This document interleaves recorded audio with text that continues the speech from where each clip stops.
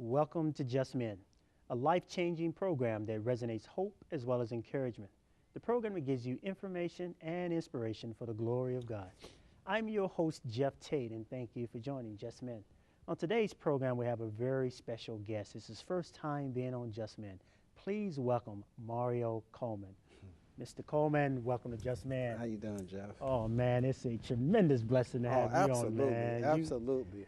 I tell you, you are going to take the roof off of our show today, man, and we're just want to excited. contribute, man. I just want to be a contributor, man. And I was real excited to be on the show because, you know, I've worked behind the scenes and I really enjoy the body of work that you've created consistently, man. It's something that, like I said, I really admire.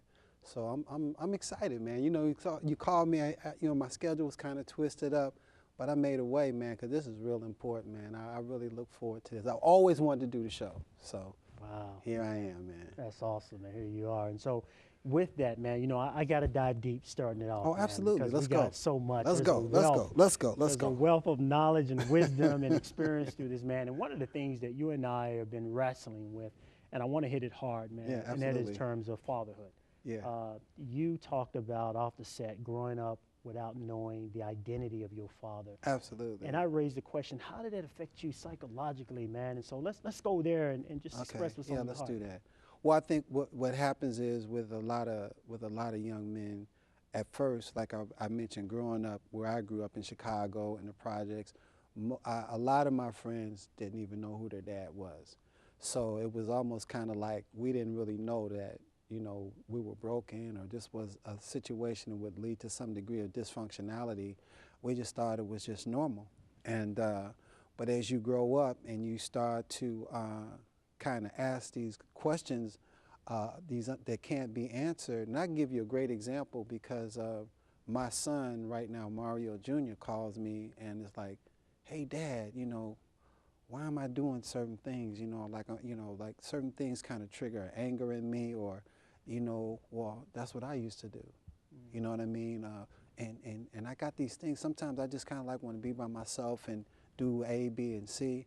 I said, well, those are the things that I used to do. So that's where you get that from, you know. And what that made me kind of reflect back on is that, you know, some of the things I have, some of the ways that I don't have nobody to call and try to get these answers from.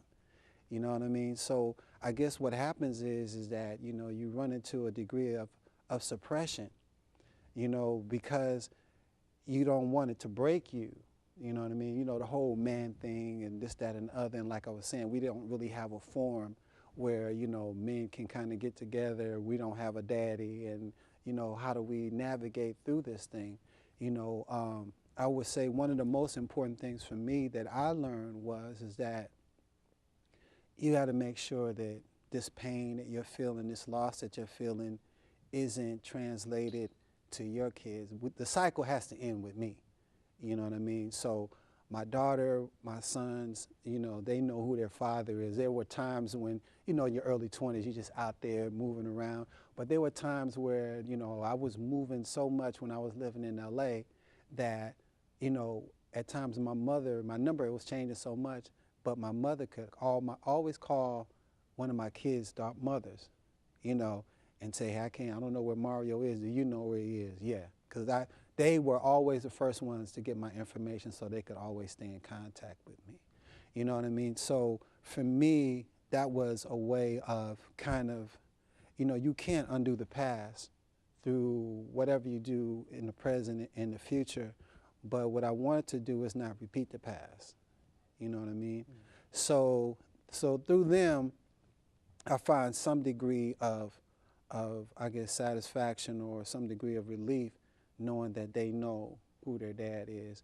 You know, even certain things like, and I think that the brothers in our circle and our age groups need to really understand, man, how critical it is for you to tell your child, well, hey, we're going to the movies, or I'm going to pick you up at a certain time and you don't show up. Yeah. I mean, you just have no idea how that impacts a child growing up, you know. But the fact that when you say that you come through, because there's been some times, you know, baby mama drama or whatever. Well, did you make sure your dad said what time he's gonna come and what time did your dad call? And I remember my son saying, he's gonna be here, Mom. He said he was gonna be here. He's gonna be here. Why are you tripping? And that made me really feel good inside. That was my other son. I have like 2 sons and a daughter. And there's just been times where, for whatever reason, their mothers were maybe, I came into question by their mothers, and they actually defended me because of my track record of doing what I said I was going to do for them.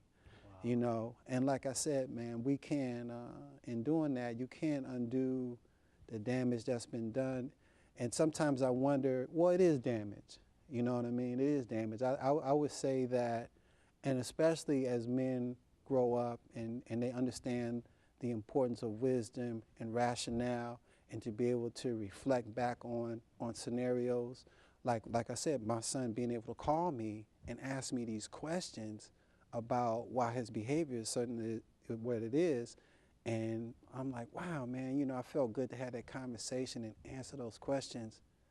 But, man, I ain't got nobody to call and answer, And I think the other thing that happens, man, that is that goes by the wayside is psychologically we're always looking for a role model. You know what I mean? And we don't even realize it, but for a man to come and, give us some knowledge, take us under their wing, we psychologically gravitate toward that. So for me, it was great that I had, like my aunts and everything had, they were like my Aunt Daisy was married. And so like my Uncle Clarence was like my role model, went to work, handled his business, real cool and laid back, So I referenced him a lot. But on the other side of it, I was kind of steered into, kind of like a life of crime because, these other guys kind of took the time to mentor me, and I gravitated toward that. I mean, you're always kind of, what it's like, man? It's like you're always looking for your dad in these older individuals, and you don't even realize it. But it's like when they sit down and take the time to talk to you, man.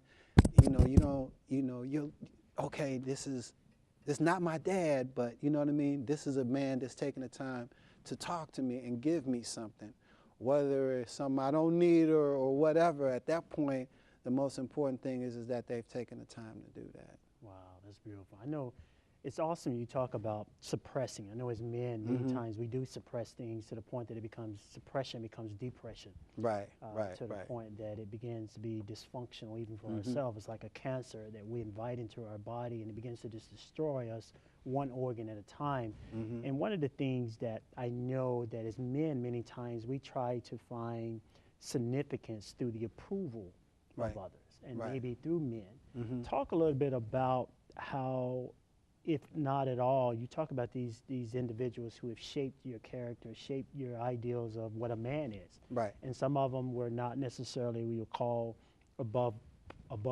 bar in terms of their behavior, but we still wanted to emulate that because it did give us a sense of worth, a sense of value. Right. And so talk about that, and then talk about how you make the shift, where you begin to realize that, wait a minute, this behavior and these decisions I'm making is still is a detriment to me now, because now I know I've learned, and so now I need to change the way I do things, even though I learned the wrong way from others. Well, I think, man, the most important thing is that I had a strong foundation growing up.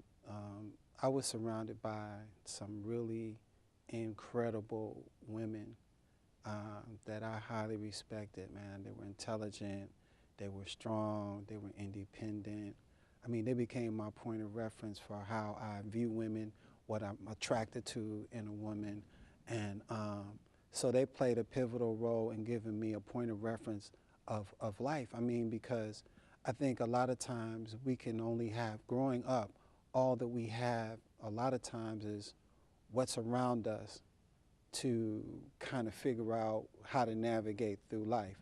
So my mother, my aunts, my godmother, they were all in the church. My godmother was actually responsible for me being baptized a Catholic. And then my mother and my aunts, and they just stayed in church. That was just their thing. So I had a really good idea of how it is to live right versus how it is to live in turmoil, and the repercussions of that psychologically that you have to navigate through on a day-to-day basis when you got turmoil as your point of reference. I mean, just the tension, the drama, and all of that versus being able to go home and be at peace. You know, mom's in praying, or mom's just has a little bit more wisdom. Mom is at home because she ain't out in the street drinking or this, that, and the other. Mom is coming home making sure that I'm straight and all that. And that became a point of reference of being able to take care of home. You know what I mean? Understanding, and on a deeper sense, the whole thing of teamwork. But just the fact that, you know, your mom is looking out for, the fact that my mother was single and was able to send me to Catholic school all the way up until 8th grade, you know, to me, when you're doing that, it's like, I got to wear the uniform. But as you grow up, you realize the sacrifices it took for her as a single woman to have to pay tuition, to pay rent, to pay bills and everything because she wanted a better life for me, you know. So those things that I probably took for granted while they were transpiring, as I grew up and I started becoming involved in different influences as in crime, right? I didn't, you know, some people get into, you know, hustling or whatever for different reasons. Like for some people, it's an opportunity to have these things in order to attract the attention of women. I didn't have no problem with the women. It was just an intriguing life for me. You know what I mean? So I called it. And you have to really watch what you ask for out here in this world, man, because you can call it into existence. So I called it into existence. And in doing that, you know, I had an opportunity to meet these two gentlemen that, you know, everybody loves to take me under their wing and kind of guide me. You know, I'm the young kid or whatever. I was 17, quit school, working on the railroad, you know, making money, moving that into drugs and this, that, and the other. So they was like, well, young man, let me show you something. If you're going to be a criminal, we're going to show you the right way to be a criminal. You know what I mean? We're going to show you how to navigate through this thing and not get caught. You know, if you're going to do something illegal, you need to be invisible. You need to understand the strategies of what you're doing, but you also need to understand the repercussions of doing things that are stupid, that will get you in jail, that will get you exposed or whatever. But I would say probably the most important thing that they gave me is don't let this life be who you are. You know what I mean? This is a game that's just being played. Don't let it play you. Don't let it make you. Never have anything involving this life that you can't walk away from. That's the discipline of being in this life.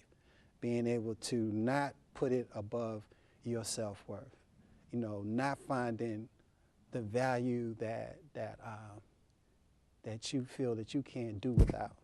So in that, you know, even though I was successful, you know, I just found myself, man, saying, man, if my mother knew what I was doing, she would be really kind of disappointed in me. I mean, you know, there was no reason, you know, I was doing my own thing, had my own, there was no reason for me to have that in the back of my mind, but it was there. So eventually, man, I just realized, and I've talked to a whole lot of brothers, that we get out there in the game and do whatever we do just to realize at some point that we need to go back. We need to square up and just have a life where we ain't got to be looking behind our shoulders. We ain't got a whole bunch of illegal activity that we're involved in, because, you know, one thing leads to another. You know what I mean? If you're out there in the game and you're doing this crime thing, you got some shady people that you're dealing with, man, and they can just take you out because they like what you wearing, they like what you got, or they don't like what you wearing, or they don't like what you got. There's no rules in this thing. You know what I mean? And so at some point, you know, you reach a point where, because of your training or because you've had some alternate things to reference, that you start weighing the scales, and you just ask yourself, is this really important? You know, my boys are getting killed, you know, or they're going to jail, this, that, and the other. And it's kind of like a game that really can't be won, man. You know, if you think about it, all the cats that you know that were way up here in the game, 10 to 15 years later, they're way down there. You know what I mean? Because it's not really founded on the principles, and I just say it's not really founded on the principles of godliness and things that you can put out there and enrich people's lives and get something back in return. It's really about taking. You're living a lie, you're living a delusion, and everything that you do is really feeding in to that lie. So how can you win? You know, it's not built, that thing is not built to win in. It's built to destroy you. You know. Wow, that's beautiful. Man, you hitting on a lot of things. You know, I gotta go there. Come on. Particularly with men, at what point do men begin to take responsibility and accountability of their actions? I know a lot of times men will say, well, it's because of my environment or because of my absence of a father. And I understand, like you said, there is damage there, and we understand that there is damage.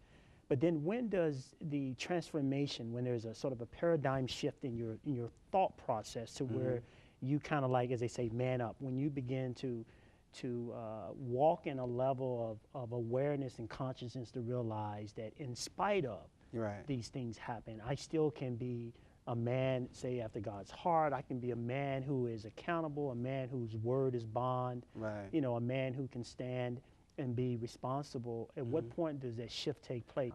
Well, I'll tell you, you know, because I guess to go into it, there's just really different parts of the criminal element, or, you know, the hustle game, you know. For me, I actually hustle with women hustlers. And a lot of people don't know that there are, in this thing, that there are women hustlers that are like, they're kind of like magicians because they don't have the brawn or whatever. So their thing is all mental. You know what I mean? They're like illusionists. They just create these illusions and different things like that, and men buy into it. And if you go down through history, you know, I mean, empires have been built and have fallen behind the strategic moves of women, you know. So, but these type of women, I'll say two things about them. One is those weren't the women that I was raised around. Now, I would say that my godmother was kind of a hustler. She actually taught me how to cheat at dice. And, you know, she drank and ran policy. She ran numbers and all of that, right? But, you know, she showed me how to do that, but I just remember her love for me. You know what I mean? That was a dominant element. But being out there in that thing, man, you have to be ruthless, you know, because everybody out there has an agenda, a dark agenda, you know what I mean? And you're either, at some point, you're either victimizing somebody or being victimized by somebody, you know? So after a while, man, you have to look at that. And at first, it's kind of, it's intriguing. It's fun. You know, it just arouses these thought processes in you that you never had to deal with before. But then after a while, man, when you just start weighing the variables, depending on, like I said, for me, I didn't need that to make me. You know what I mean? I was already confident in who I was, and as I moved into this thing, I was actually becoming very successful at it.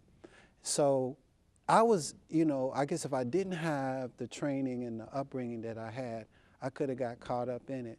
But like I just said, I just looked around and I just said, you know what, I just don't like this situation, and I don't need it to feel good about who I am. You know what I mean? I might be broken, but I'm not that broken that I need to have this degree of deception around me to, I mean, this lie, I always knew it was a lie. So I didn't allow it to become my truth. I didn't allow it to define me and to take me to the point where the darkness became my light. You know what I mean? Yeah. I understood it because a lot of times what happens, man, is that you get so deep into the game that you start playing it on yourself. You know, so you have to be able to define that thin line and say, okay, you always have a choice. So as I looked at this thing and I reevaluated it, you know, I just decided that I didn't want to do it anymore, you know. But in saying that, you know, that means that you have to, two things has to happen. First of all, you have to separate yourself from all those individuals that you dealt with, because you can't be halfway in, halfway out. You know what I mean? You're either in there or you're out of there. So I had to do that. And then second of all, I had to go through the storm of karma, you know, and you know, just because you decide to stop doing a thing, dirt, running cons and everything, that doesn't mean that because Tuesday I decided I don't want to be a con man or a crook anymore, that Wednesday everything's going to be okay. You know, you got to bear the, you have to bear or drink the residue of all of those years that you put that dirt out there and you hurt those people, man. And a lot of times, if you're not wired right, you don't understand why that is, it's easy to play the blame game, you know, because, and so I had to have a talk. That was my first talk with God. It was basically like, okay, look, man, I understand that I did some foul stuff, and I know that I got to pay for it. So you go ahead on, take me through the storm. But after the storm is over with, you ain't got to worry about me no more. You can take me off the books, no more hustling, no more drugs, no more nothing. I'm just going legit, but I realize I got to walk this path that I created, you know? And so, and then the other thing too, man, is as you move away from this and you see people that are still in this, you start to see how it deteriorates them, how they decline, or, you know what I mean? So you just start seeing, you know, the choices that you make and how much they have cost other people who haven't made that choice. And the people, like you said, you know, how did that define how I treat, you know, women in that sense? I mean, even the women, you know, what I found out is that even the women that are out there as hustlers for whatever reason, they still have that element in them that wants to be nurtured. I mean, they respected the fact that I could still, even when no matter what, that I could treat them like a woman. So a lot of times it's like, look, you know, I don't feel like, I just want to be with somebody who recognizes the woman in me, even for just for a moment. Let's just pretend, because I'm gonna have to go back out here and do this thing. And that's a commonality that I found in all women. It's just like, I have this saying where, and I've said it to women, and no one's ever disputed. And it might sound crazy to a man where it's like, all women are the same, but yet completely different. You know, they have this commonality that bonds them as women, but their uniqueness is completely their own mold that makes them completely unique. You know what I mean? And so I found that commonality. But you know, like I said, man, it's a much better life not having to look behind your shoulder, not having to worry about, you know, something that you did to somebody and they're coming back for you, or their brother's coming back for you, or whatever, man. That's good, that's good. I know in our last closing minutes or so, there's something that's on my heart, and it just came to me as you were speaking, that I wanted to ask you, Sure. And I know we're gonna have to expound on it later, but I want to hit on it, because we talked a little bit behind the scene on, particularly and talk about why men don't go to church and why men are involved in terms of that. But the word that came in my heart as you were speaking was, I need to ask you this, and you expound on it, because I don't even know what it means, but I'm going to ask you. Okay. That's the, I'm like, where did that come from? You getting signals from Yeah, I was above, man. somebody got a bump in my back, said, hey, ask him that, man. But, okay. But is God a hustle? I think, you know, God is a hustle to those who don't understand the power of God. I mean, God is a hustle for those who are really liars, man, and using it as a hustle, you know. But you can't have a hustle without people that's buying into the hustle, you know, meaning that when you're talking about these false prophets or whatever that are out here doing this thing, that's basically a performance. every Sunday that they go to. But, you know, what happens is you find out that they're constantly being exposed. They're, oh, this man, how come why did he commit suicide? Or why did he get caught with this man? Or, you know what I mean? They're constantly being exposed. And I'll tell you something, man, I done had guns pulled out on me. I'm not afraid to die. But I'll tell you one thing I am afraid of, and that's to play with God, man, because you just can't do that. You know, there's some things where you have to draw the line, because, like I said, I've had karma come down on me. And so these people that are using this whole thing, but, you know, the thing is, man, is that, you know, we're conditioned to kind of to live lies anyway. You know, I mean, if you go back to the Bible, you know, if Jesus was the truth, why did they do him like that? I mean, the stuff that's, I've seen horror. Have you ever seen anything in a horror movie that compares to what they did to Jesus? I mean, the crowns, I mean, they did, I mean, so, and I tell people, you know, well, I want everybody to like me. I said, Jesus couldn't even get a breakdown here with these people, man. So that's what I'm just saying. It's all hypocrisy, and it's been hypocrisy, you know. But the people that are looking for the lie or buy into the lie. But the people that are for real, man, they're gonna look past that. I mean, even it's kind of like being in a bad public school. You know what I mean? The kids are bad, but then you have these few kids that can go in there and be on the honor roll. So I just think that on that particular thing, that it's really based on your relationship with God. You know what I mean? That's the most important thing. That's what's going to bring you peace. You know, for me, it's like, I don't have to, you know, because people say, well, you know, if you don't go to church, you ain't going to go to heaven.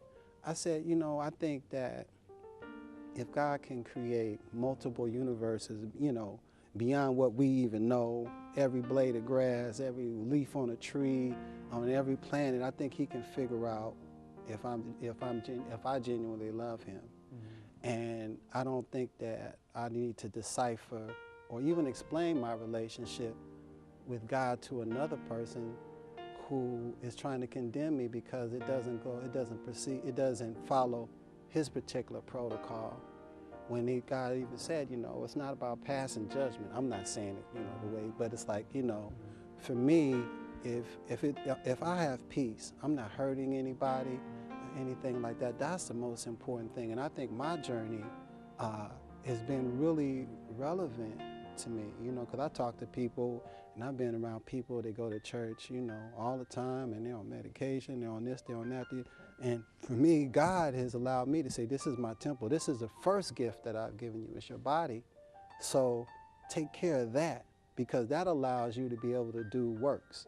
That allows you to be able to be a mentor. That allows you to lead by example.